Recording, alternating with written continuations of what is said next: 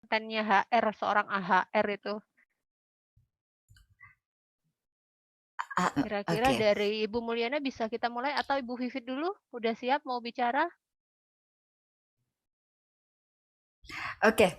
Em, Kalau saya konteksnya adalah uh, how to hubungan antara kompetensi sama bagaimana menerapkan kompetensi ini. Kenapa kita mesti menggunakan kompetensi? Kalau dari konteks saya di sini ngelihatnya, karena kemarin konteksnya bikin development by matrix kompetensi. Um, Konteksnya nggak, mungkin nanti next kalau misalnya kepengen terkait, kalau dari sisi saya nggak menyiapkan terkait apa yang mesti HR, kompetensi dari sisi HR. Yang saya siapkan dalam konteks membuat kompetensi, materi kompetensi, ini kaitannya sama keseluruhan integrated HR. Kalau kebetulan yang mau saya sharing seperti itu. Halo? Ya, nggak apa-apa Mbak. Nanti kan Oke, Apa-apa. boleh ya? Mbak Oke. ini nanti lanjutkan. Ya, Apa-apa, soalnya bisa. tadi, oke gitu ya. Saya Ada sharing Mayana ya. nanti. Ya. Oke. Saya coba advance sharing. Udah bisa di-share nggak ininya? Bisa. Oke. Sudah co-host ya. Sudah taruh co-host. Belum. Hah? Oke. Bisa Ya. itu kalau co-host Ya. bisa biasanya. Oke.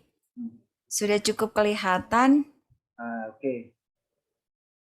Oke. Ya, terima kasih sebelumnya saya ucapkan sama Pak Yanda dan tim HR Bumi Agung Sriwijaya, dan teman-teman semua, salam kenal. Ternyata ini small word. Saya dapat salam dari Pak Anton. Kebetulan Pak Anton salah satu college-nya ternyata pernah satu bareng, satu tim sama saya gitu. Jadi ternyata dunia kecil sekali ya Pak, kalau dunia HR ya, ketemunya itu lagi. Oke. Mohon maaf sebelumnya, namanya kita sharing ya, Bapak Ibu, bukan berarti saya lebih atau kita sifatnya nih sharing. Kebetulan ini adalah beberapa praktek yang pernah saya lakukan ketika saya membuat materi kompetensi terkait dengan pengalaman ketika membuat atau pengembangan terhadap employee yang ada selama saya pegang di Human Resources. Nanti metodologinya mau langsung cut aja buat bertanya, silakan. Ini terkait dengan employee development with matrix kompetensi. Objektifnya di mana kompetensi model development approach, possible kompetensi model framework, sama proses bagaimana developing kompetensi model itu sendiri. Kalau kita bicara kompetensi, kenapa kompetensi itu penting? Karena di dalamnya kita akan melihat every job, atau sebetulnya kita mau melihat karakteristik dari effective performance dari setiap job. Itu kenapa kita akhirnya harus memiliki kompetensi. Tujuannya adalah sebenarnya kita mencari orang-orang supaya terus efektif di dalam bekerja. Ini teori sebetulnya pasti udah kenal, tapi sekilas aja, karena kaitannya sama kompetensi. Konsepnya kan di dalamnya ada hard kompetensi. Kalau kita lihat kayak gunung, pasti hardnya itu kan pasti kelihatan, larinya lebih ke skill dan knowledge. Di sini saya bicara yang di bawah, tataran yang di bawah bicara mengenai soft behavior kompetensi. Nah, ini larinya lebih ke, kalau orang HR pasti hafal, ini terkait sama trait, motivate, motif, bagaimana orang itu motifnya karena apa, dia bekerja tuh motifnya karena apa. Ini yang dilihat dari sisi tataran itu yang akan kita bahas hari ini. Saya nggak bicara soal skill knowledge dalam konteks yang bisa tampak atau terlihat. Jadi kayak misalnya kalau supir bisa nyetir, saya nggak lagi bahas itunya, tapi dari how to-nya. Jadi yang kita lihat itu. Yang tadi udah dibahas, kompetensi definisi tentunya adalah untuk melihat karakteristik individu untuk memprediksi outstanding performance di dalam pekerjaannya. Nah, ini kenapa kita penting pakai kompetensi model. Kompetensi model itu sebetulnya based on dari kompetensi platform, kompetensi strategi di mana ini digunakan buat rekrutmen, career planning, training, sama compensation and benefit. Sekilas nanti kaitannya ini karena larinya ke development, nanti saya banyaknya bernuansa yang saya sampaikannya ke development. Tapi nanti kalau memang ada waktu mau tanya apa kaitannya kompetensi sama compensation benefit, nanti lain waktu kita bisa set. Yang tadi apa kaitannya kompetensi sama assessment? Ya, assessment atau training. Kalau kita lihat di sini, kalau kita punya tujuan company, pasti berangkat dari job description. Setiap company punya job description.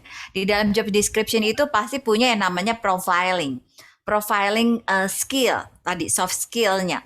Nah, ini yang akan digunakan untuk kita assess seseorang.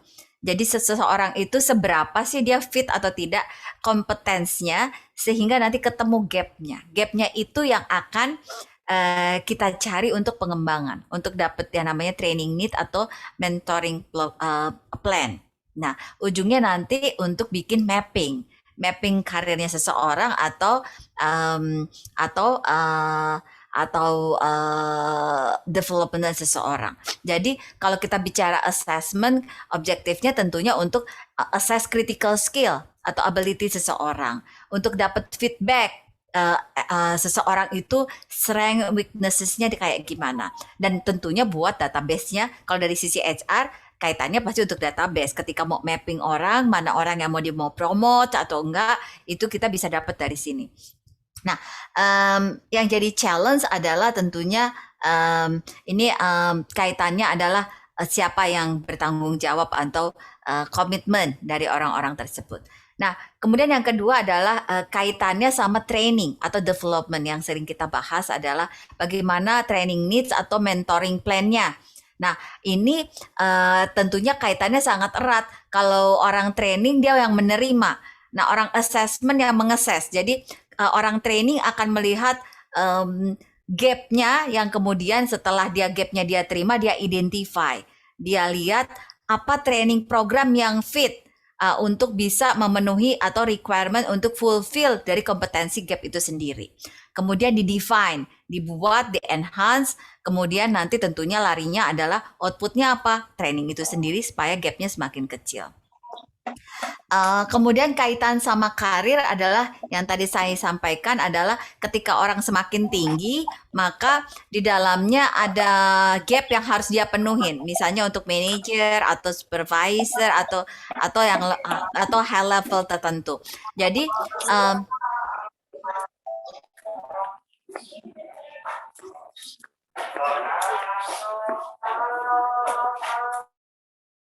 Oke, jadi kalau kita bicara soal career mapping tentunya terkait sama setelah kita punya assess seseorang, maka kita akan tahu orang tersebut career map-nya seperti apa.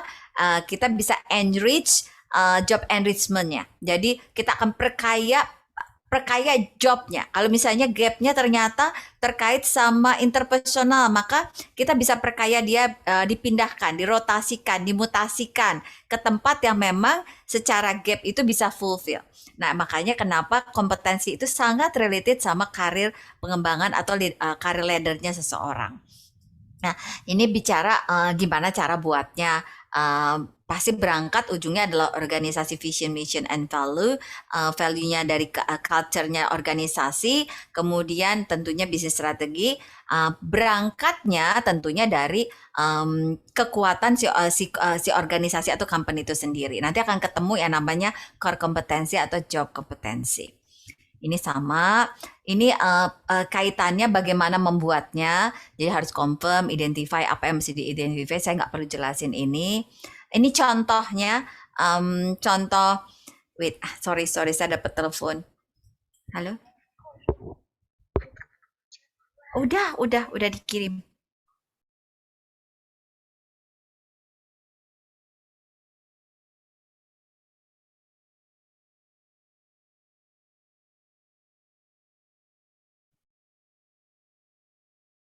Suaranya kembali. Oke, kemudian ini contoh bagaimana contoh kompetensi. Kalau mau buat kompetensi itu ada dua tipe. Tipe yang pertama dia modelnya kompetensi, kemudian modelnya ke kanan. Jadi berdasarkan tingkatan semakin ke kanan dia semakin kompleks. Tapi option yang kedua modelnya dia by layer. Jadi satu sheet itu dia disebutnya basic, intermediate, advanced sampai expert. Biasanya ini model yang option kedua biasanya DDI.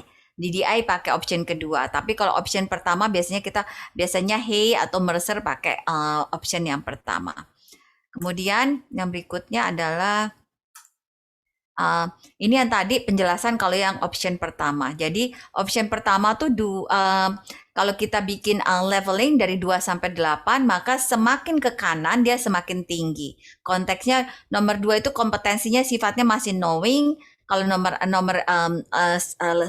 yang 4 itu sudah apply dan analysis terhadap kompetensi, yang 6 itu sudah evaluate, dan yang 8 itu sudah di recommendation. Nah, ini contoh-contoh generic kompetensi. Kembali lagi kalau generic artinya masih umum, tapi bisa spesifik setiap company. Ada achievement orientation, ada analytical thinking, and then sampai self control. Nah, ini contoh yang tadi perilaku kunci-kunci yang akan menjadi tolak ukur untuk contoh team leadership. Jadi scalingnya ada 1 tadi 1 2 3 4 5, semakin ke bawah dia semakin tinggi. Kalau yang nomor 1 biasanya dia lebih rendah tingkatan behaviornya. Ini kan kita bicara behaviornya. Nah, apa kaitannya tadi kompetensi itu terhadap assessment atau recruitment? Bisa dilihat di sini kalau yang sebelah kiri mengenai preliminary selection, biasanya kita gunakan, ini contoh, ini kebetulan di tempat saya, kalau misalnya mau rekrut orang, saya pakai kompetensi. Nah, Tiki itu melihat apa? Tiki untuk melihat problem solving sama communication. Kalau untuk integrity atau entrepreneurial spirit, stripe excellence dilihatnya dari pakai LGD. Sehingga ketika kita bikin tools, kita tahu bahwa sebetulnya kompetensi yang sudah kita punyain itu sudah terjawab belum? Atau standar kompetensi yang menjadi tuntutan itu sudah terjawab belum sama toolsnya kita. Nah, kalau assessment juga sama. Setiap assessment juga ada kompetensinya dan itu toolsnya sudah bisa menjawab atau tidak. Jadi dengan contoh yang saya tuliskan di sini, ini hanya contoh saja, preliminary selection ini buat recruitment. Ternyata untuk yang namanya planning dan execution nggak ada satupun tools yang bisa menjawab dari kompetensi manajemen planning dan execution, people development, strategic orientation, sama value integrity. Artinya, maka tim rekrutmen harus bikin tools apa yang bisa menjawab 3 kompetensi atau 4 kompetensi yang tadi masih kosong. Sehingga ketika kita mencari atau mendapatkan orang sesuai sama sasarannya, sesuai sama karakter yang mau kita ambil gitu. Ini contoh aja. Sama demikian juga assessment. Itu aja dari saya. Terima kasih. Assalamualaikum warahmatullahi wabarakatuh. Kecepetan nih kayaknya nih ngomongnya. Fit, ini baru di Palembang urusan begini nih. Mungkin di review. Ya nggak apa-apa. Boleh, makanya silakan ditanya aja. Ini apa kan namanya kita diskusi ya, nggak apa-apa. Nanti bisa dielaborate kalau mau lebih deep, lebih dalam gitu. Silakan Bapak Ibu. Halo, sore Bu Pipit. Saya mau tanya dikit nih Bu. Boleh. Ini Pak Anton ya? Ya, Pak Anton. Oke.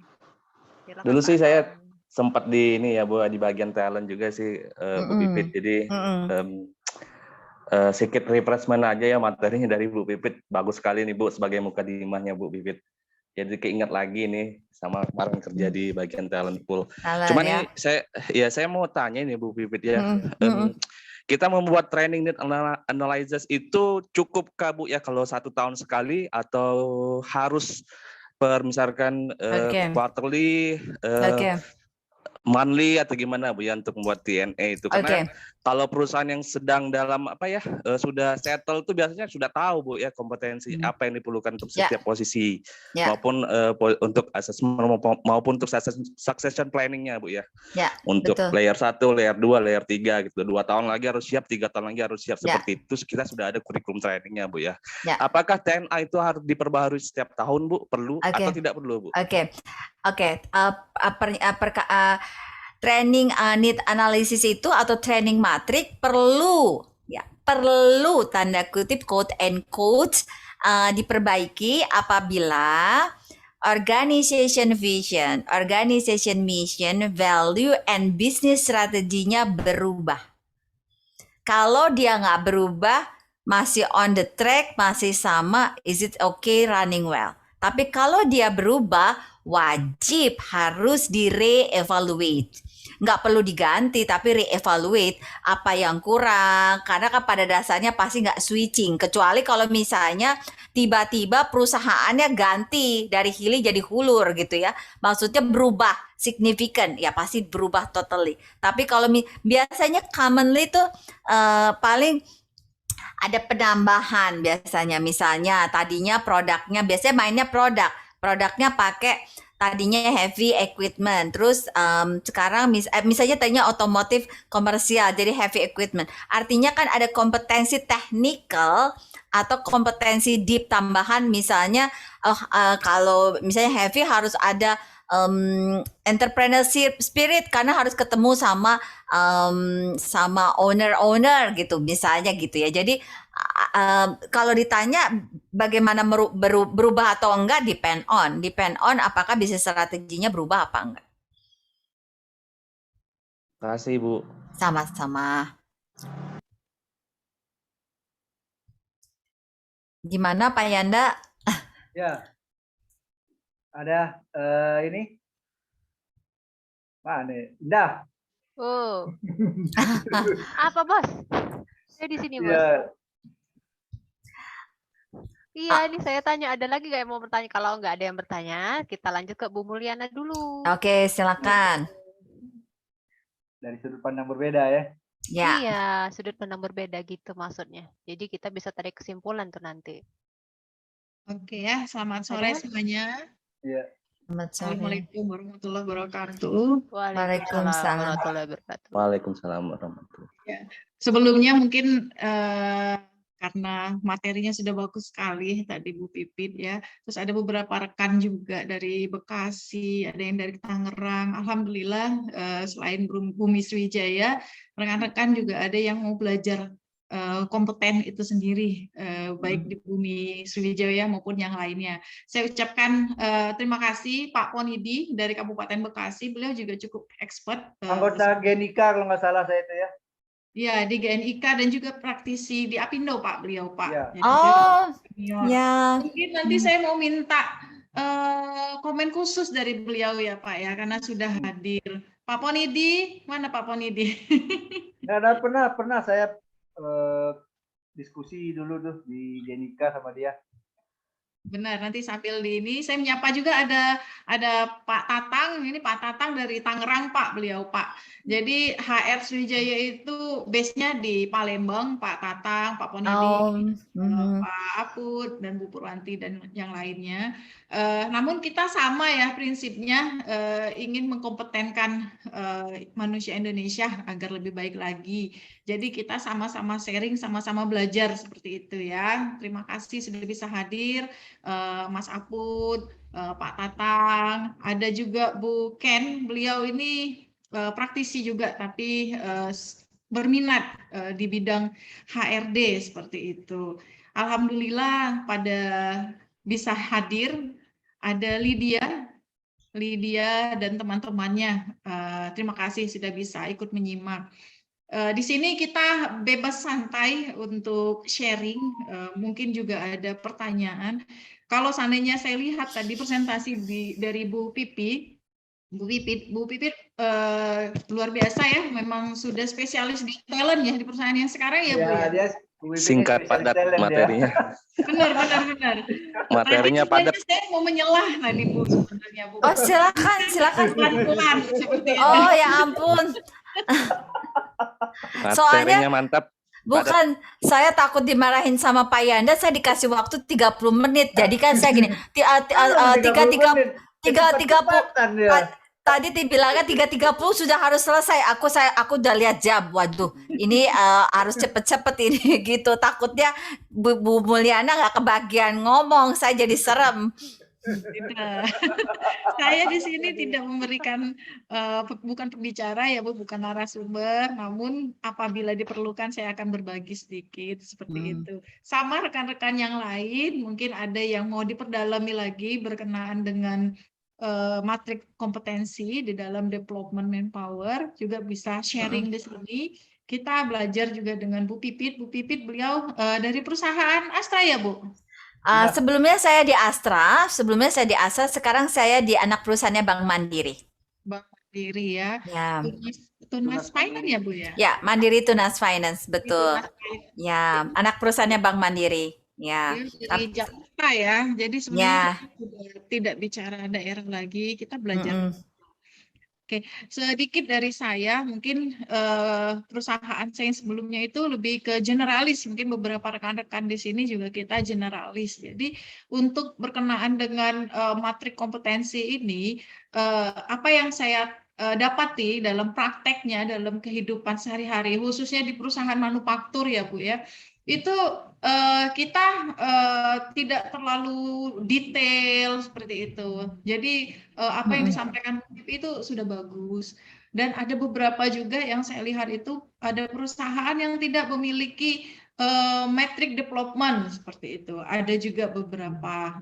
Padahal dalam SKKNI-nya sendiri itu juga sudah ada ya unit kompetensinya. Jadi untuk selanjutnya harus menjadi kewajiban. Jadi rekan-rekan mungkin apabila ada yang ingin diperdalami berkenaan dengan matrik kompetensi bisa ditanyakan dengan Bu Pipit dalam sesi hari ini. Dari saya sendiri saya menambahkan sedikit Bu. Kalau pengalaman saya berkenaan dengan pembuatan metrik kompetensi, sama ya Bu ya, kita menggunakan model kompetensi dulu. Kita harus membuat dulu per departemennya, dibuat kamusnya, dan selanjutnya di tahap yang terakhir itu adalah individual kompetensi matrik. Jadi agar lebih mencerna lagi ke satu persatu, tadi kan mulai dari vision missionnya, terus kita pergi ke departemennya, baru nanti kita membuat per individunya. Jadi di individual kompetensi matrik itu kita bisa membuat sekaligus setelah diberikan mapping oleh seorang HR, kita juga akan membuat, oh ini karyawan ini talentnya mau kemana, dia mau menjadi suksesor di mana, baru nanti kita tentukan role-nya sebagai apa, itu yang akan menjadi tujuan trainingnya. Seperti itu. Lebih kurang itu Bu, kalau dari saya Bu. Menambahkan sedikit dari yang disampaikan oleh Bu Pipi. Lebih kurang sama. Mungkin rekan-rekan yang lain juga bisa menambahkan. Ya, betul. Oke, ini malah Bu Mulyana cuma 10 menit loh Pak Yandra. Gimana nih? kita gini, kita siap dengan keadaan kondisi di Sumatera Selatan. Di Sumatera Selatan hal-hal seperti matrik kompetensi atau apa namanya, kalau kita buat untuk talent itu jenjang karir kan harus dasar base-nya ada basis kompetensi juga. Cuma saya melihat belum banyak saya temukan di perusahaan-perusahaan yang pernah HRD-nya diskusi dengan saya ya. Belum banyak saya temukan hal demikian. Ini mungkin ya kita berharap ke depannya perubahan pola pikir dan kompetensi HR terutama di Sumatera Selatan khususnya itu cepat meningkat dengan adanya sharing-sharing seperti ini. Jadi kita minta kawan-kawan terima kasih atas mau bergabung, mau bersosialisasi seperti hal ini. Mungkin ada pertanyaan yang lain, silakan Pak. Saya balikan ke Indah, silakan Dah. Kalau dari saya sebagai moderator di sini, saya akan melanjutkan. Kira-kira dari teman-teman yang lain nih, ada nggak yang mau menambahkan terkait materi hari ini? Karena kalau saya lihat ini materi ini udah cukup nyakup semua ya. Dan perlu diingat seorang HR itu sebenarnya kalau untuk di universitas itu namanya termasuk dewan kehormatan. Jadi bagaimanapun apapun pekerjaan kita, jangan sampai kita merasa seperti ya dilecehkan atau kayak gimana. Karena fungsi kita sebenarnya itu ya untuk menjadikan perusahaan itu dihormati dan dihargai oleh pekerjanya. Begitupun kita juga harus bisa membuat seorang pekerja itu dihargai dan dihormati oleh perusahaan. Jadi apapun sebenarnya apa usaha kita untuk menjadikan pekerja itu lebih baik, ya itu sebenarnya ya salah satu tugas kita sih. Ada bahan lain, Pit, yang bisa dibagi? Oke, sebentar ya. Mungkin training ini kali ya, training coba terkait sama training. Bu Pipit, mungkin yang lain pada malu-malu untuk bertanya. Mungkin saya ada Boleh. pertanyaan sedikit. Boleh. Kan kita tahu ya, development untuk matrik kompetensi itu sebenarnya is a must ya. Jadi perusahaan itu kita harapkan itu benar-benar pursue the people. Namun terkadang ada juga perusahaan yang pursue the people, human resources is important seperti itu ya. Tapi ada juga perusahaan yang pursue the money. Itu aktual ya, kenyataan ya. Nah, dalam hal seperti itu, apa yang harus dilakukan oleh seorang HRD agar memastikan bahwa setiap departemen, setiap section, setiap karyawan itu bisa mengikuti standar kompetensi yang kita tentukan. Nah, mungkin sebagai tips itu kali ya Bu ya kepada teman-teman. Kayaknya biar sama-sama belajar. Oke.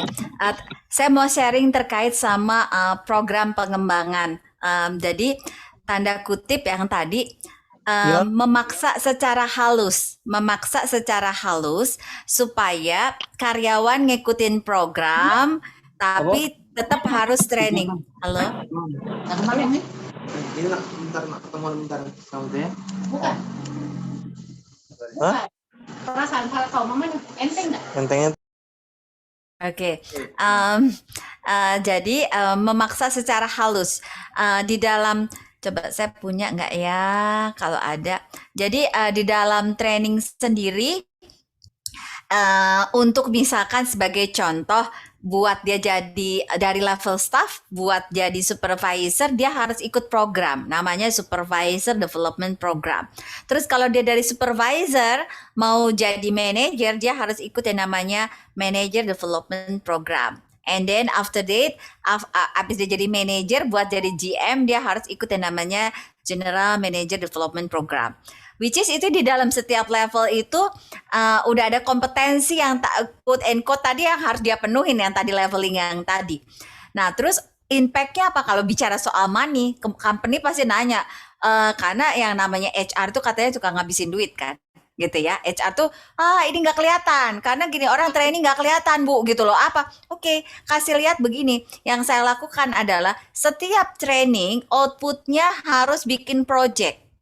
Projectnya itu harus related sama kompetensi yang dituntut. Misalkan kalau misalnya buat supervisor, project yang terkait sama analytical thinking. Kalau misalnya manager, dia harus bikin project yang terkait sama strategic entrepreneur. Jadi artinya nanti keluarnya harus cost and benefit. Harus ada hitungannya. Jadi setiap keluar training ada project yang harus dikembalikan ke company. Nah itu which is kurang lebih 3 bulan. Setiap project ada 3 bulan. Jadi after dia training, evaluate terhadap impact yang sudah dikasih itu adalah dia bikin project. Nah itu nanti ada tuh di situ evaluasi trainingnya. Coba ya saya kasih lihat. Jadi setelah dia nanti setelah dia selesai training, kemudian coba ini ada nggak? Oke, wait. Setelah training nanti dievaluasi di akhir tahun. Kelihatan nggak? Sudah kelihatan? Sudah. Oke, Ya. coba mudah-mudahan ada. Nah, ini ada jadi setelah dia training ada dia lulus, dipertimbangkan, tidak lulus, ini ada tuh key behavior yang dia harus dilihat. Apakah dia problem solvingnya pakai menggunakan data enggak? Ini kan semua tadi kompetensi semuanya. Ini yang nanti diukur, outputnya harus keluar uang, gitu. Misalnya kalau semakin tinggi, misalnya hitungannya kalau di tempat saya itu kalau manajer dia harus bikin cost efisiensi atau profit itu maksimum itu sampai dengan 500 juta sampai 1 miliar. Project yang inisiasi yang harus dibuat. Jadi kalau misalnya ditanya apakah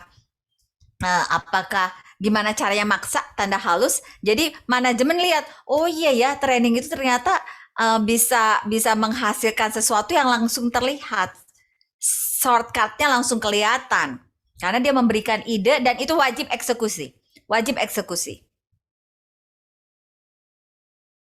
Nah, kalau ini umumnya kan disebutnya kan ROTI ya Bu ya, Return on Training Investment ya.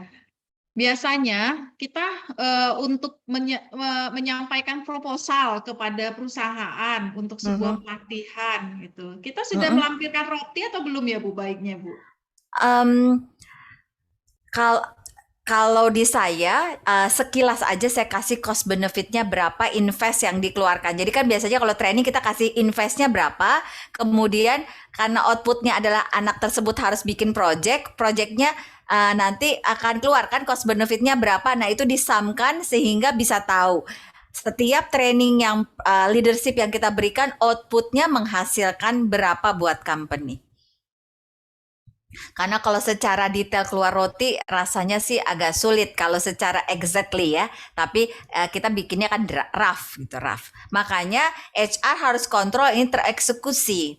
Projectnya mesti tereksekusi. Nah biasanya kalau dengan kita kasih project improvement apa ya masing-masing manajemen buy it. Nah impact positifnya buat karyawan tanda kutip kita maksa halus. Dia menjalankan. Kenapa? Karena selama 3 bulan dia otomatis harus menjalankan project kan.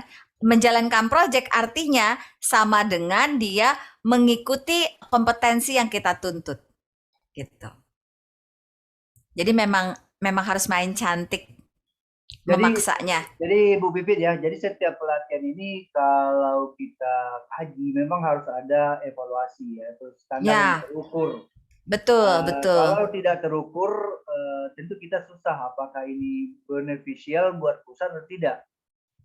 Betul. Saya suka dengan teori-teori ini jika kalau kita bisa kembangkan nanti ke depannya, mungkin jika ada teman-teman di sini nanti berdiskusi lebih lanjut ya, kalau bagaimana sih mengukur sebenarnya dari indikator-indikator yang disiapkan tadi kan ada macam-macam indikator yang ditampilkan tadi.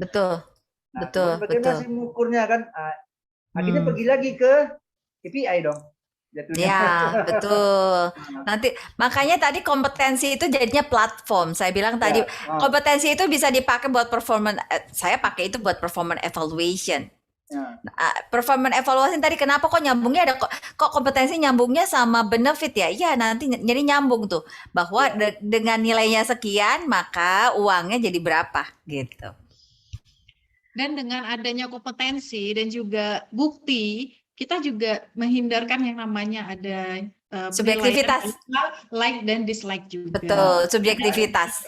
Betul. Jadi itu memang dituntut untuk bisa memahami itu semua. Jangan sampai HRD apabila tidak menyiapkan prosedur dan regulasi yang jelas di kemudian hari kita tidak bisa memenuhi tuntutan mungkin section yang lain, terkadang mungkin ada yang pengen yang spesial dan sebagainya. Apabila kita memiliki development plan yang jelas, dasarnya jelas, hasilnya jelas, evaluasinya memang dinyatakan lulus atau standar atau dipertimbangkan, itu ada hitam di atas putihnya. Apabila itu sudah ada semua, kita lebih kuat ya dalam hal Betul. keputusan dan mengambil keputusan seperti itu ya. Betul. Iya, mungkin ada yang lain rekan-rekan mungkin bisa berbincang pengalaman di perusahaannya atau mungkin ada area yang mau diimprove yang berkenaan dengan development, monggo silakan. Fani mau nanya? Boleh izin Mas Fani, Bapak Iya. Ibu? silakan Mas Izin. Fani. Izin Iya. Mbak Indah. Assalamualaikum warahmatullahi wabarakatuh. Waalaikumsalam. Selamat sore Bu Vivit, Bu Mulia, Pak Yandra, Bu Indah, dan Bapak Ibu semuanya. Mungkin mau sharing ya Bu Indah sekalian, mungkin ada di sini ada pakar-pakar. Nah, kebetulan saya ini Bu, dulunya rekrutmen, sekarang pindah divisi trainer jadi training TND.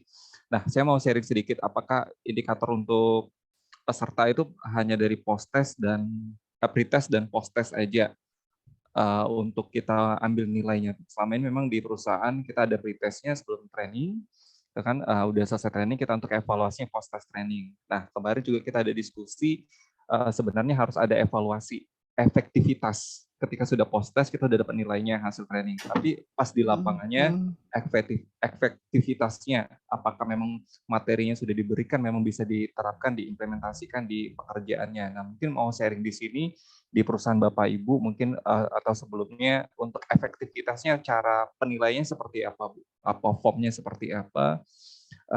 Poin-poinnya apa untuk dinilai? Seperti kita saat ini sih memang lagi buat kebetulan juga perusahaan kita juga baru nih Bu. Jadi memang lagi sistemnya lagi masih digodok bener. Jadi mumpung ada di sini minta sharingnya gitu Bu untuk efektivitasnya hasil training dari post test tadi udah di lapangan untuk penilaiannya seperti apa. Tadi kalau disinggung tadi Bu Vivit ada tahunan ya Bu ya evaluasi. Nanti nyambung ke matriks kompetensi dari masing-masing peserta. Yang mungkin sharing di situ sih Bu Vivit. Oke. Tadi kaitannya yang performance itu adalah akhir tahun ada evaluasi penilaian kerja. Evaluasi penilaian kerja itu yang nanti terkait sama increase salary dan bonus gitu. Maksud saya ke situ. Nah, kalau misalnya maaf tadi Mas Roni ya. Mas Roni ya. Mas Fani. Oke. Kalau Mas Fani tanya soal kalau pengalaman yang pernah kami lakukan, yang saya lakukan terkait sama evaluasi training. Evaluasi training itu ada beberapa stages. Ada stages yang sifat masih ada level 1, level 2, level 3 dan seterusnya. Tadi kalau Bu Buliana udah nyampaikan roti itu udah paling stages yang paling tinggi tuh. Bahwa kita harus bisa memberikan berapa kembalinya training atas yang kita berikan trainingnya. Tapi kalau misalnya masih post sama after test itu biasanya di level 2. Kalau level 1 tuh masih sifatnya masih feedback aja.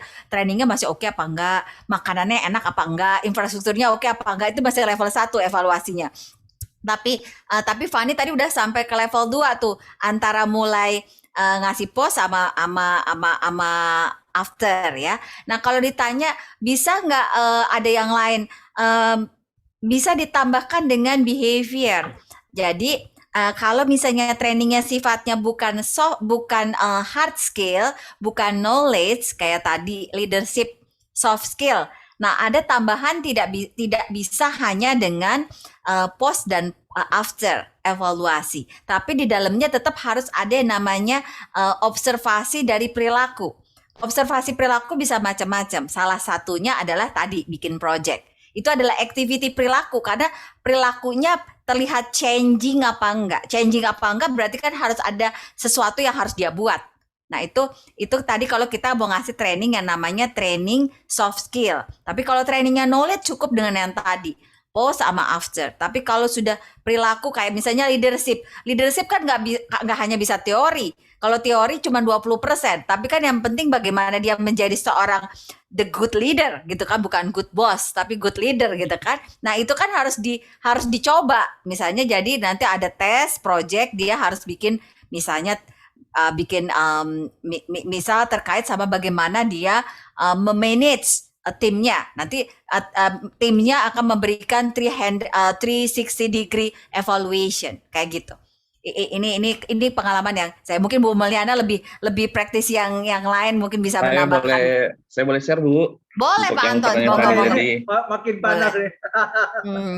Iya, saya mau bicaranya kalau dari Pak Ani ini lebih ke training ya Bu ya. Kalau saya paradigma saya memisahkan dulu Bu bagian training maupun bagian development. Jadi menurut saya itu dua hal yang berbeda.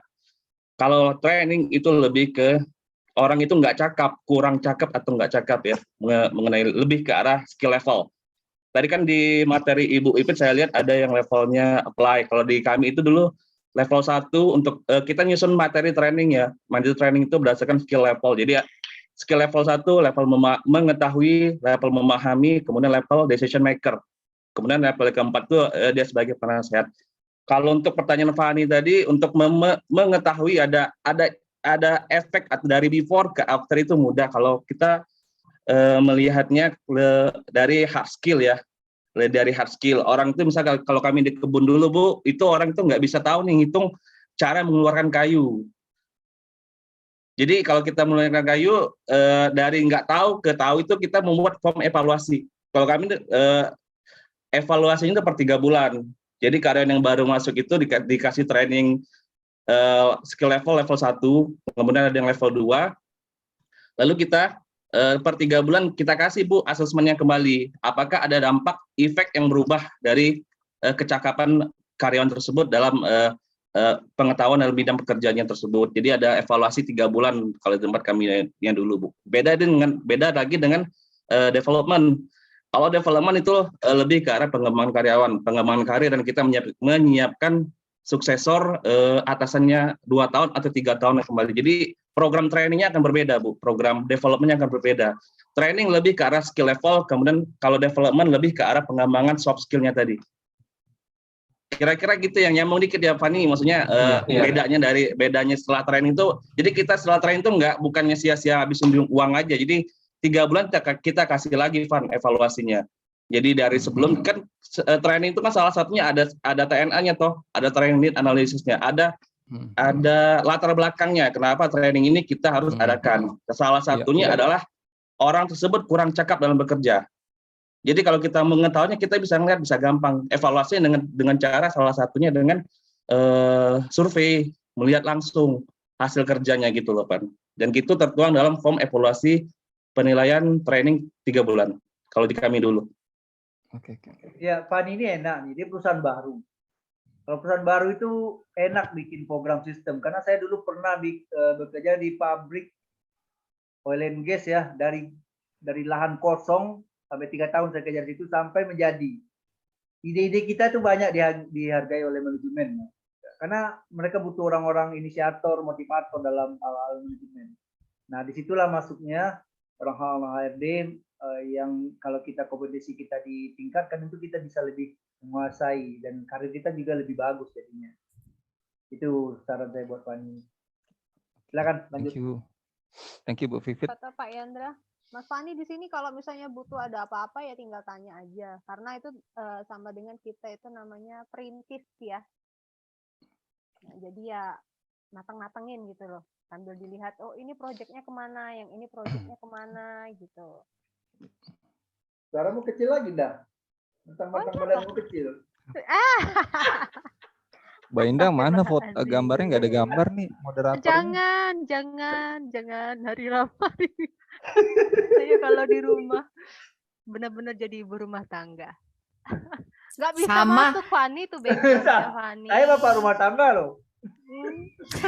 Saya juga pakai daster ini nggak kelihatan aja, makanya mukanya aja yang kelihatan. Ibu percaya saya baru join tuh baru selesai sholat asar. Mau sekalian live nggak saya? Kantongan bajunya kelihatan itu di belakang. Mau sambil live nggak?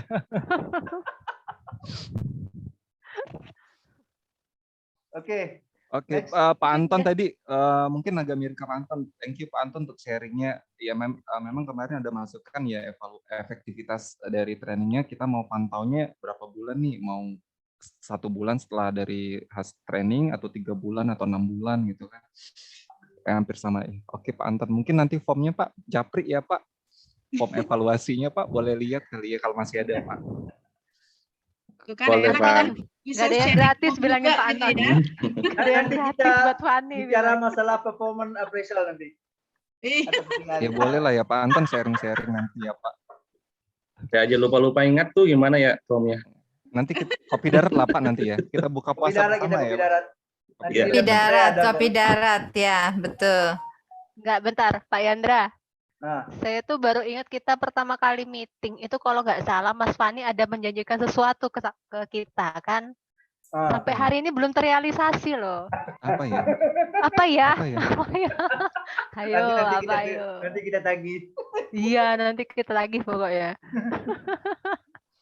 Oke, dari yang lain kira-kira ada pertanyaan atau pingin nambah sesuatu gitu, silakan. Ini dengan Ibu atau Mbak ya, ini Purwanti ini ya. Bu Purwanti, ayo kenalan Oh, dong. Ibu ya. Nah, Ibu, Mungkin di sambil Tangerang, memasak. di Tangerang gitu itu. oh di Tangerang. Kalau Bu Purwanti itu asisten manajer saya di perusahaan sebelumnya. Mungkin lagi memasak sekarang mungkin. Dengan Mbak Intan atau Ibu Intan ini? Saya kenal nama-nama baru sepertinya sekarang. Mungkin Mas Aput atau Pak Tatang mungkin bisa sharing Pak di perusahaan yang sekarang bagaimana? Kalau saya menambahkan sedikit ya Mas Fani, tadi pertanyaan Mas Fani berkenaan dengan evaluasi pelatihan.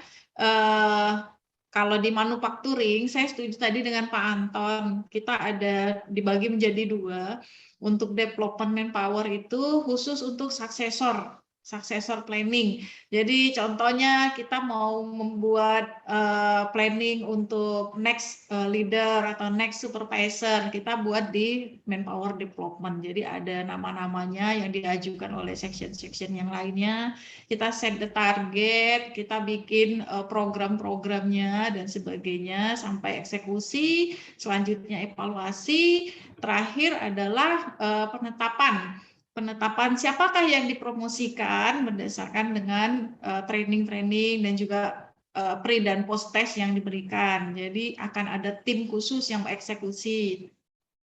Nah, berkenaan dengan development pelatihan biasa itu kalau di manufacturing rata-rata kita ada training setelah diberikan TNA dan analisa gap, dan selanjutnya adalah eksekusi untuk jadwal pelatihan tahunan. Nah, setiap pelatihan yang diberikan itu harus diberikan TEE, Training Effectiveness Evaluation. Jadi TEE sendiri dari saya sharingnya, kita memberikan pada saat on training, setelah training selesai, biasa kata Bu Pipi tadi ya, materinya bagus nggak, nyampe nggak, ada nggak manfaat buat sendiri dan sebagainya seperti itu. Nah, evaluasi selanjutnya next 3 months. Next 3 months itu berkenaan dengan feedback terhadap pekerjaannya. Nah, nanti itu baru tahap kedua. Tahap ketiga itu berupa level terakhir, biasanya return on training of investment.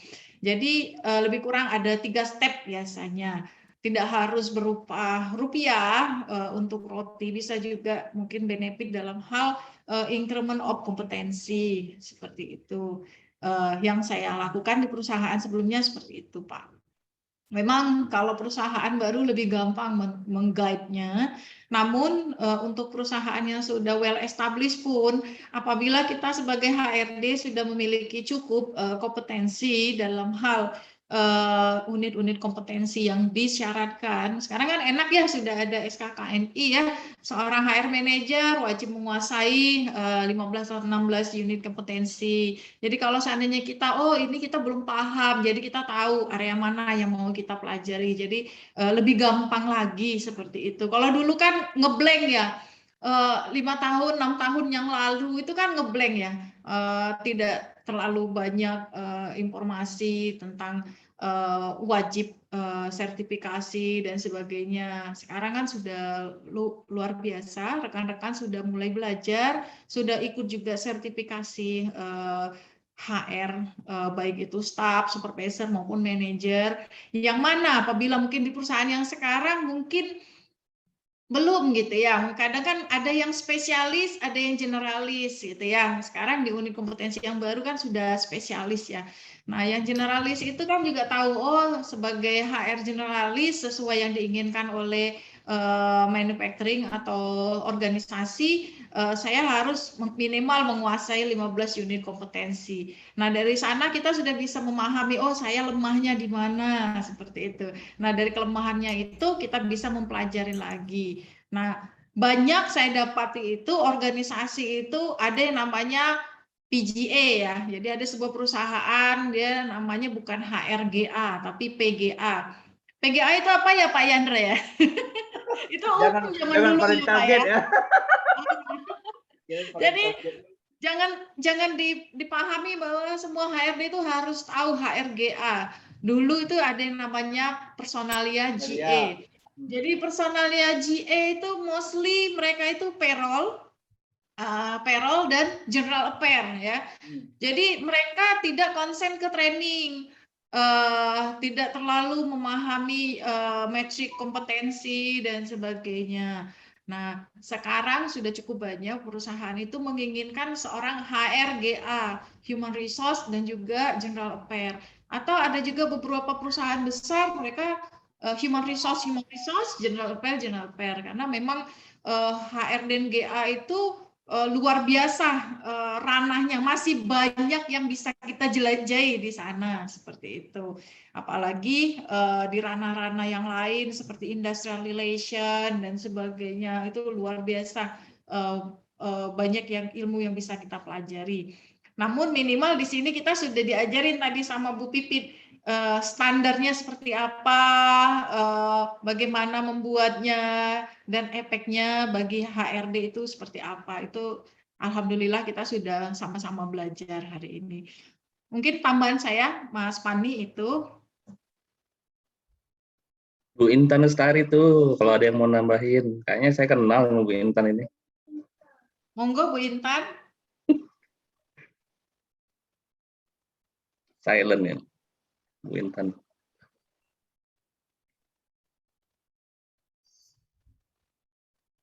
Apa kabar Mas Anton?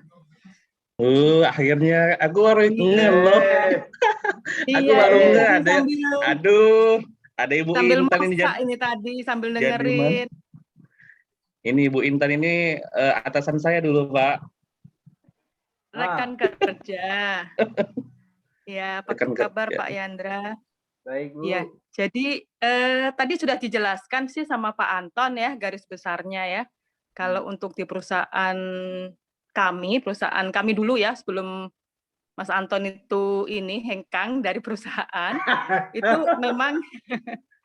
memang untuk pengembangan ya. Kalau sekarang kan kita ada beberapa sistem ya, ada yang fast track ya. Fast track itu untuk beberapa karyawan yang memang dia memiliki bakat-bakat khusus untuk cepat naik ya. Kemudian juga ada untuk suksesor. Nah, suksesor ini juga memang benar ini untuk kita lihat dulu ya untuk berapa kriterianya kita ada bagi ya, ada S1, S2, ada PUDE. Jadi ada untuk pengembangan setahun ke depan, apa 2 tahun ke depan, apa 3 tahun ke depan. Nah, nanti kita sesuaikan dengan kebutuhan training yang yang kita butuhkan. Sebelumnya juga kita ada pemetaan dulu. Jadi kita bisa lewat assessment, bisa lewat beberapa tools yang bisa kita gunakan untuk kepentingan pengembangan karyawan itu. Dan memang kalau kita sudah serius untuk mengembangkan karyawan, itu jangan sampai dilewatkan. Dalam artian, kita juga harus selalu lihat ya sejauh mana pengembangannya, ya motivasinya seperti apa, kemudian apakah dia bisa mengikuti atau tidak. Nah, itu kita harus pantau terus. Jadi untuk 1-2 tahun ke depan itu tugas HRGA ya terutama itu sudah sangat besar sekali ya. Kita harus memantau bagaimana pengembangan dia ke depannya. Jangan sampai ya kita tidak mengembangkan karyawan, tetapi malah datang karyawan baru. Nah, nanti yang lama ini kasihan ya. Buat apa kita harus hijack karyawan baru dari luar kalau yang lama sebenarnya mereka memiliki kemampuan. Mungkin itu aja ya penjelasannya, karena tadi saya juga agak ini putus nyambung karena ini sambil masak sebenarnya, makanya saya nggak open kamera ya. Itu aja, nanti kalau ada tambahan apa mungkin saya bantu untuk menambahkan saja. Oke, Mbak Intan. Ini Mas, saya sedikit ini matrik kompetensi yang kami lakukan di grup ya. Ini ada Seraja nih, mungkin ada komen begini. Jadi ada soft skills seperti leadership, communication, teamwork, analytical thinking, problem solving, time management, ada pendidikan, ada pelatihan. Nah, pelatihan ini berdasarkan yang ada di SKKNI ya. Kalau misalnya untuk DA dia harus pelatihannya apa saja, untuk supervisor apa saja. Kami di pabrik itu kami ada 17 pabrik, jadi paling tinggi cuma HOD di sana. HOD ini levelnya sama dengan Asmen. Nah, ini jadi mereka ini harus punya sertifikasi di bidang ini, baru dia mendapatkan jabatan seperti ini. Jadi kira-kira mulai dari office boy sampai ke HOD. Jadi ada kompetensi yang wajib, sumbernya dari job desk, training evaluation, employee performance, competency review. Nah, ini sekilas di grup kami.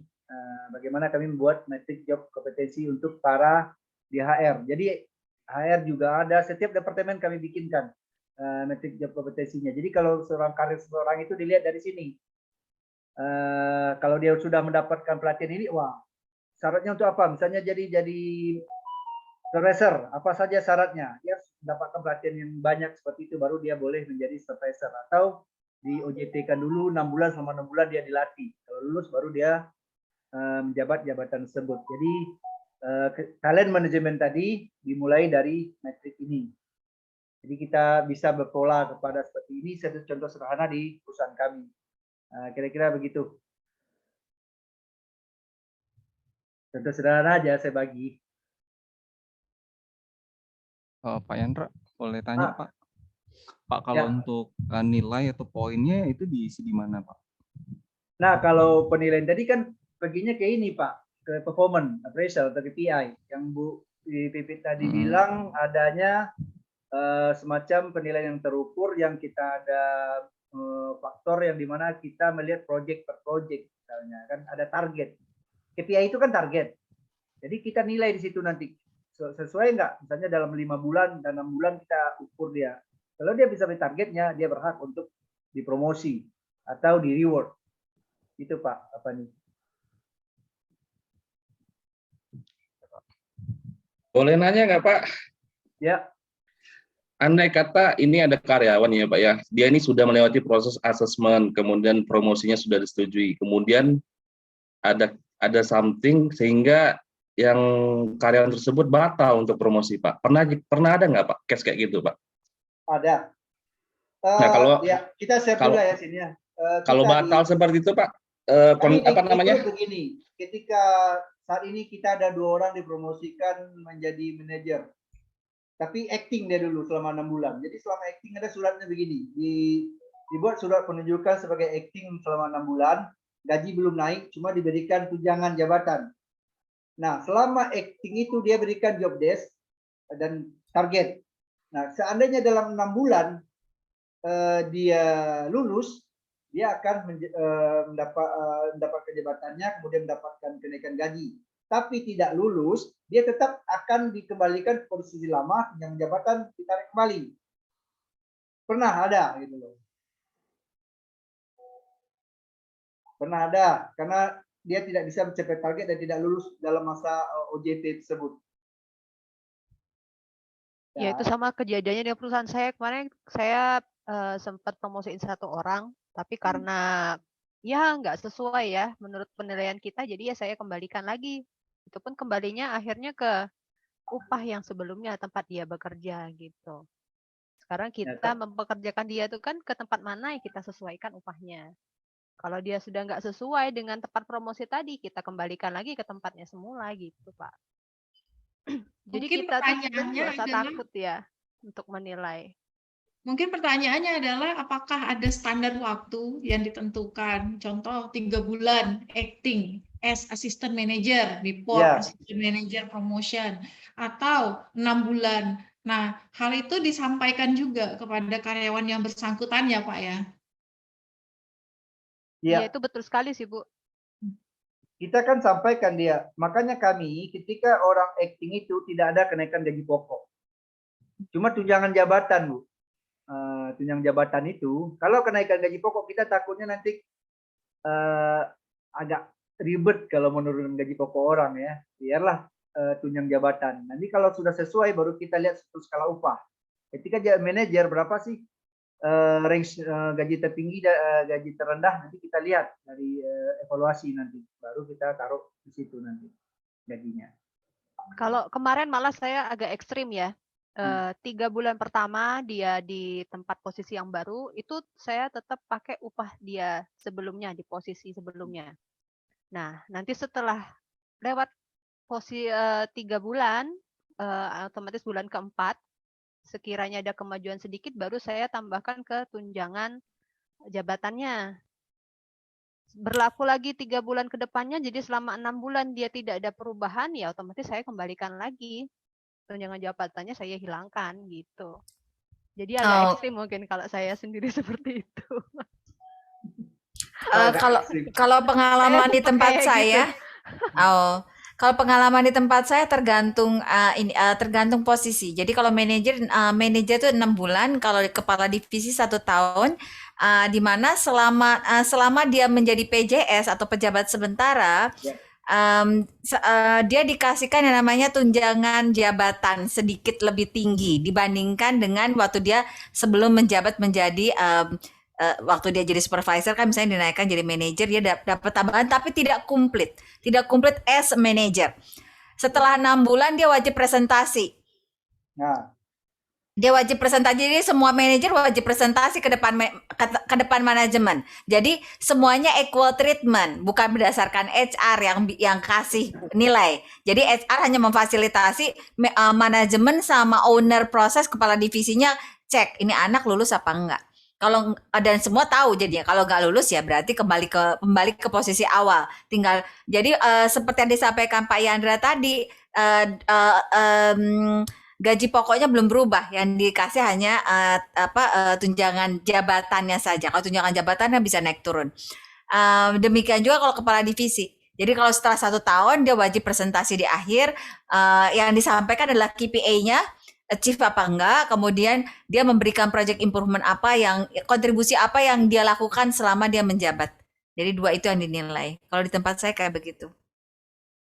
Jadi gak usah takut Pak Anton kalau mau diturunkan, kalau dia nggak bisa lulus ya berdasarkan hasil keputusan komite saat itu. Jadi HR memang HR yang memfasilitasi. Yang paling penting ada tercatat. Nah, betul. Apabila yang tidak ada nih tanda kutip nih. Nah, jadi kenapa kita menggunakan presentasi supaya HR punya catatan? Biar kan tidak tiap tadi ya, Bid ya. Betul, kalau enggak kadang-kadang suka gini, sebenarnya nggak lulus tapi jadi lulus. Nah, ada catatannya. HR bisa buktikan nanti ketika ada atasan-atasan berikutnya. Loh, itu orang kok jelek banget. Sebenarnya ya Pak, gini loh ceritanya, kan ada recordnya itu yang penting, gitu. Jadi ARD itu harus bermain di dokumen ya. Betul, dokumentasi mesti kuat. Jangan sampai ada like and dislike. Betul. Nah, lupa nih, kita sapa dulu Pak Dedi Zulkarnain ini Kabid Pelatihan dan Produktivitas Provinsi Sumatera Selatan, Kadisnaker nih. Ikut bergabung nih ya. Sore Pak Dedi. Lagi di jalan kayaknya. Ikut nimbrung. Mas Apung udah Pak Dedi, thank you ya, join Pak. Ya Pak. Salam. Dia dari Dinas Tenaga Kerja Provinsi Sumatera Selatan. Oh, keluar lagi itu. Pak, mungkin boleh ikut bertanya? Assalamualaikum. Ya, Waalaikumsalam. Ya, Pak Dedi. Silakan Mbak Iin. Ya. Sorry lagi jalan. Oh ya, Pak Dedi. Ya, Pak. Terima kasih ikut bergabung, Pak. Nah, ikut menikmati ngabuburit. Ya Iin mau nanya dulu. Ya.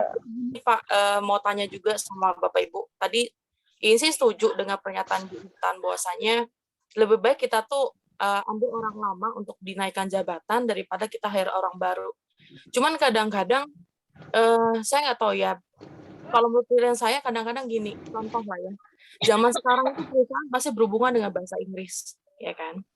Dan kita itu gimana Mbak ya? Maksudnya kita dihadapkan dengan dua pilihan gitu. Kadang-kadang ketika orang ini nggak bisa bahasa Inggris, dia akan langsung dijudge nggak bisa apa-apa. Padahal sebenarnya kekurangan dia cuma di ngomong masalah bahasa Inggris aja, tapi secara kompetensi dia bagus banget. Nah, gimana sih Bu, Ibu Bapak untuk menghandle caranya biar apa ya? Apa yang harus dilakukan? Apakah benar untuk cari orang lain yang memang bagus di bahasa Inggris tapi nol? Saya harus bilang nol dalam tanda kutip di pekerjaan, apalagi melihat budaya-budaya pabrik, istilahnya budaya perusahaan lah ya.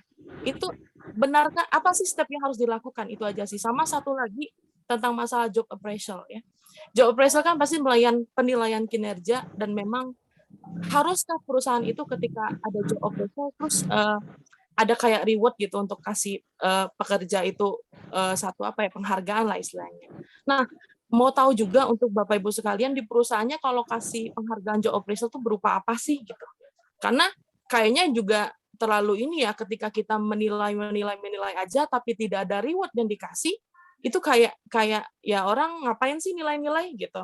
Karena untuk promosi juga enggak gitu, ada tambahan gaji juga enggak gitu. Nah, itu sih si malakama yang sering terjadi. Jadi itu sih pertanyaan, mohon pencerahan lah dari Bapak Ibu sekalian. Terima kasih. Nah, Bu Mulyana, Bu Yana tuh. Oke, siap. Mbak Iin, salam kenal, selamat sore. Yang pertama tadi berkenaan dengan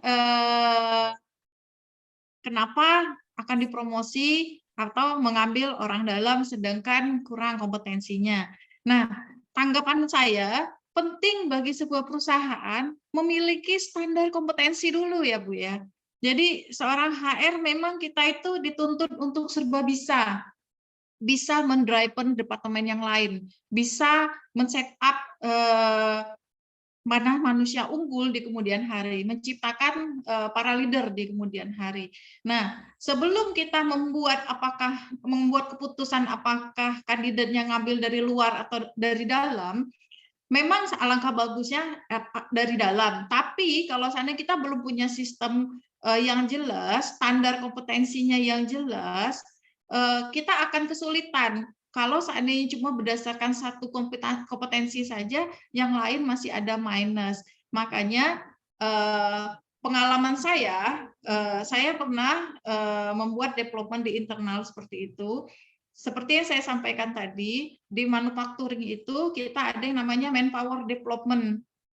Nah, di manpower development itu masing-masing section head boleh mengirimkan nama kandidatnya dengan standar yang sudah kita tentukan. Contohnya pendidikannya, apalagi mungkin kualifikasi yang lainnya yang diperlukan. Contoh untuk admin, kita butuh meng-hire admin. Masih banyak mungkin para operator kalau kita di manufacturing itu yang basicnya itu SMA, dia mungkin di TKJ, dia sudah belajar tentang administrasi atau dia sudah belajar tentang komputer. Si karyawan yang bersangkutan boleh diajukan ke atasannya untuk mengikuti manpower development. Dengan catatan kita udah punya standar tadi ya, Bu Iin. Jadi kita buat dulu standarnya. Setelah standarnya sudah jelas, hanya yang lulus standar itu yang akan diajukan oleh atasan. Apabila tidak lulus, berarti belum bisa lanjut. Sama tadi, oh bahasa Inggrisnya harus bagus. Bahasa Inggrisnya bagus, apakah dia bisa juga menggunakan komputer? Kalau seandainya komputernya udah bagus, apalagi? Apakah ada masalah dengan atasannya dan sebagainya? Nah, itu semua dinilai. Selanjutnya HRD akan membuat mungkin psikologi tes seperti itu. Itu untuk menjawab pertanyaan pertama. Jadi set up dulu sistemnya ya. Yang kedua tadi tentang apa ya tadi ya, saya lupa ya. Saking menggebu-gebunya tadi. Reward dari job appraisal. Job appraisal itu jelas ya Bu. Jelas. Ini ya. Yang namanya performance appraisal kita juga sebagai HRD harus membuat sistem yang jelas dulu ya, mulai dari kita sampaikan dulu nih maksud dan ketentuannya kepada section-section yang lain. Kenapa ada performance management? Kenapa ada performance appraisal? Nah, itu regulasinya di set up dulu. Tujuan akhir dari performance appraisal adalah ya harus naik gaji, ya harus naik jabatan.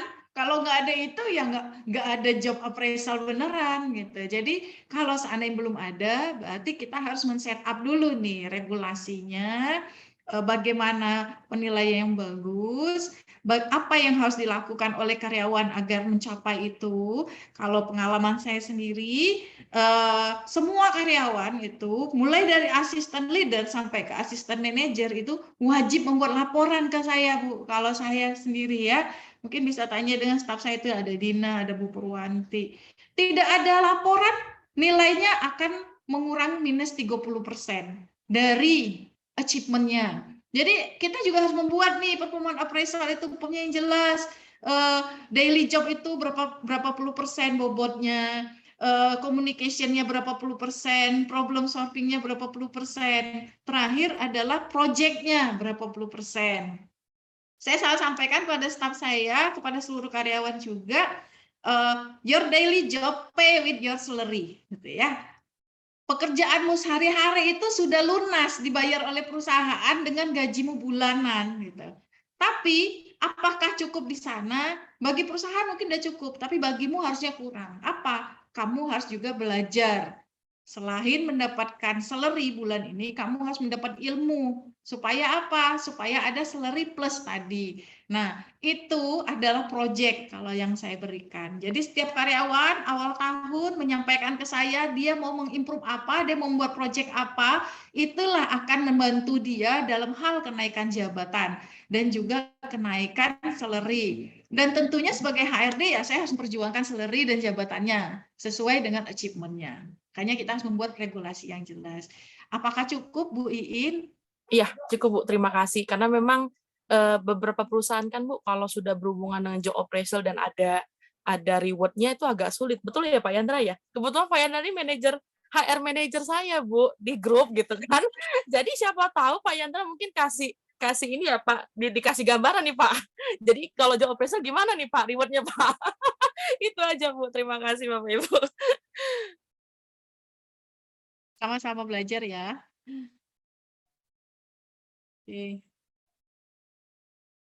Kira-kira ada lagi pertanyaan dari rekan-rekan yang lain? Iya. Tinggal 1 menit lagi mungkin closing kali ya. Atau kita closing aja. Kita lanjutkan minggu depan. Kayaknya memang seru hari ini ya, beda banget dari minggu kemarin. Ada curhat juga kayaknya. Betul sekali. Curhat. Ya, kata orang semakin kenal semakin sayang. Cie. Oke, kalau nggak ada lagi, boleh saya tutup ya. Soalnya 1 menit lagi kita closing. Ada kira Pak Dedi atau Pak Yose ada mau Assalamualaikum, bicara? Bu. Izin bertanya. Iya, silakan Pak Yose. Assalamualaikum. Ya, Waalaikumsalam. Selamat sore Pak Yandra, Ibu Mulyana, Pak Ganti, dan Ibu Bapak lainnya. Perkenalkan, Bu, nama saya Yose Rizal. Saya orang baru nih, Bu, di HRGA, Bu ya. Saya di Wilmar Group, Bu ya. Nah, di sini saya ingin bertanya, Bu, tentang HRGA. Nah, di mana tugas saya ini ya salah satunya kan untuk rekrutmen nih, Bu. Nah, setelah rekrutmen ya ada namanya untuk penilaian karyawan nih namanya KPI, Bu ya. Nah, sedangkan KPI ini diambil oleh MR, Bu. Nah, jadi gimana, Bu, sebagai stafnya HR ini untuk menilai karyawan? Mekanismenya seperti apa? Seperti itu, Bu. Nah, sedangkan dari pimpinan menuntut ya agar ya kita tuh dapat ini memotivasi karyawan seperti itu, Bu. Boleh petunjuknya, Bu? Oh, oke. Ya, boleh, Bu. Tapi jangan tanya kenapa minyak goreng hilang sama dia ya. Susah jawabnya itu kalau Baik, Bu. Kalau masalah KPI diambil MR, ya, Bu. Sebenarnya itu tergantung dengan organisasi ya, Mas Yose ya.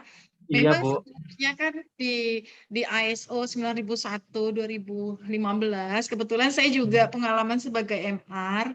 Jadi di ISO 9001 versi 2015 itu kan wajib memiliki objektif ya.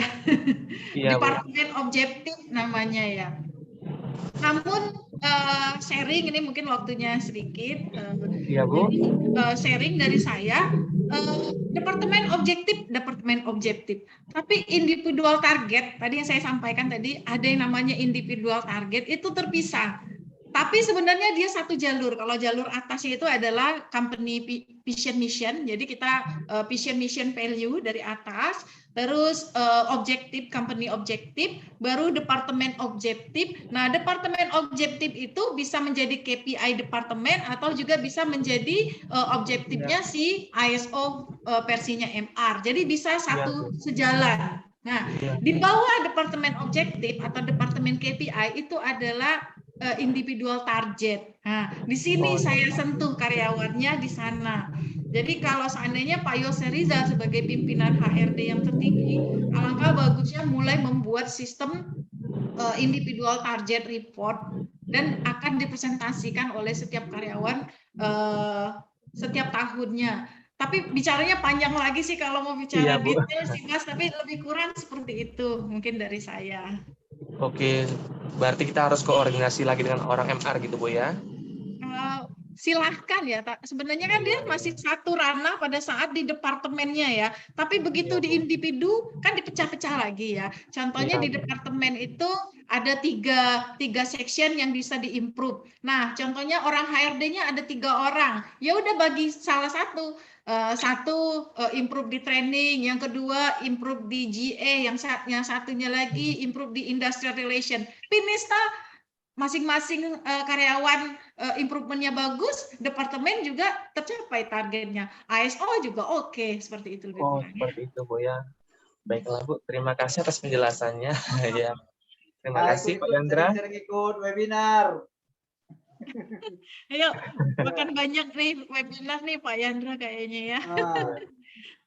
Oke, Mbak Indah. Mbak Indah, kita kembali ke Indah, kita closing karena kita mau siapin buka. Iya. Silakanlah. Oke, terima kasih semuanya. Alhamdulillah hari ini meeting online kita lancar ya. Meeting bukan ya? Bincang santuy. Sorry, maaf. maaf. Bu Indah, dokumentasi jangan lupa. Oh, Mas Fani aja deh.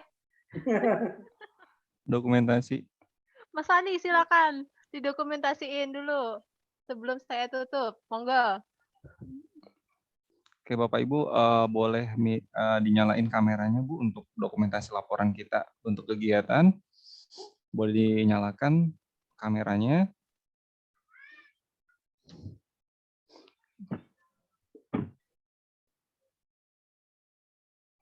Oke. Ibu Vivit kayaknya udah cari takjil ya Bu? Iya, udah nyiapin dia buat buka puasa tadi izin lagi. Oke, udah semua Bu Farah? Masih oke, yang ada aja ya. Oke, Ibu Purwanti akhirnya di detik terakhir ya Bu baru muncul. Salam kenal ya Ibu Purwanti. Baik, saya coba capture ya Bapak Ibu ya. Satu, boleh tangannya. Checklist. Kompeten. Enggak dapat ya Bu Purwantinya ya? Purwanti dapat. Dapat ya. Oke. Baik, 1, 2, 3. Oke, terima kasih Bu Indah. Lanjut Bu. Terima kasih Bapak Ibu semuanya. Oke, sampai di sini dulu bincang santuy kita hari ini. Semoga kita semua selalu sehat sampai ketemu minggu depan. Wassalamualaikum warahmatullahi wabarakatuh. Waalaikumsalam. Sehat-sehat semuanya. Selamat menunggu berbuka Bapak Ibu semua. Terima kasih Pak Dedi. Pak Dedi, hati-hati Pak di mana nih Pak? Terima kasih Bu Yana. Ya. Pak Anton jangan lupa japriknya Pak.